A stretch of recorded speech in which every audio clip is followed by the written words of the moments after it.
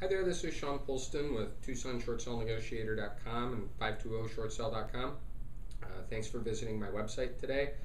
Wanted to talk to you about something that actually I've been getting a fair amount of inquiries about, and that is a eminent change to the tax code and the way forgiveness of debt is going to be handled with both short sales and foreclosure.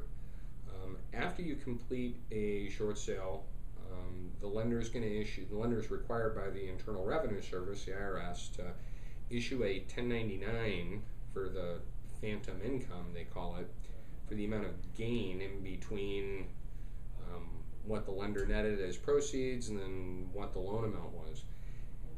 One common misconception that's out there is letting a house go to foreclosure changes that. It actually doesn't. It actually increases. Typically, it's going to increase the amount of the 1099. You're still going to get a 1099. It's just going to be a 1099-A for abandonment of secured property versus a 1099-C for cancellation of debt.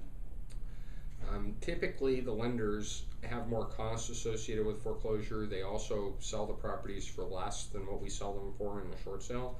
So that 1099 from the foreclosure, on average, is probably $20,000 to $40,000 more than the 1099 in a short sale. Now, the reason I bring this up is because back in 2007, President Bush put into place the Mortgage Debt Forgiveness Act, which covers you in certain situations, if it's a primary residence, and there's some other little nuances to it, but for most of the people I deal with, covers them from having any potential tax liability on that 1099 once it's issued by the IRS. That was in 2010. The Mortgage Debt Forgiveness Act of 2007 was renewed by President Obama. It's scheduled to go away at the end of 2012. So we've got a little more than a year as I'm making this video on about December 20th, and we've got about a little more than a year to go until we're at the end of 2012.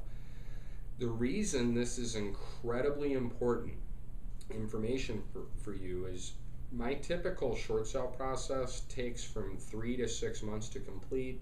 Sometimes they go quicker, sometimes they drag out a little bit longer than that, but on average it's 3 to 6 months to get your short sale done.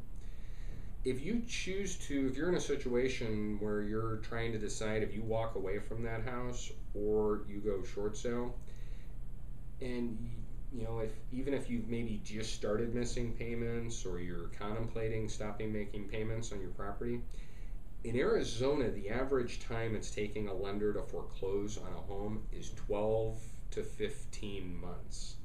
So one of the reasons I'm bringing this up is that by just simply walking away from the house, you could easily miss out on this enormous tax savings that you'd have and get a 1099 for the foreclosure that you're going to have significant tax implications on.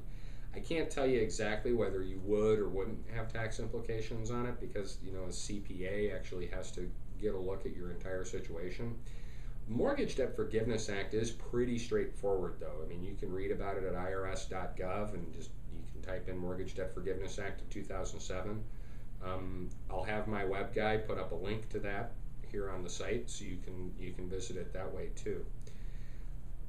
I know you have other questions, and there's probably other things that you'd like answered. And here on my website and videos as well as text, you're probably going to get answers to those questions. Don't hesitate to pick up the phone and call me or fill out my short sale request form, as I can answer most of your questions that way as well. And I really look forward to speaking with you and helping you out.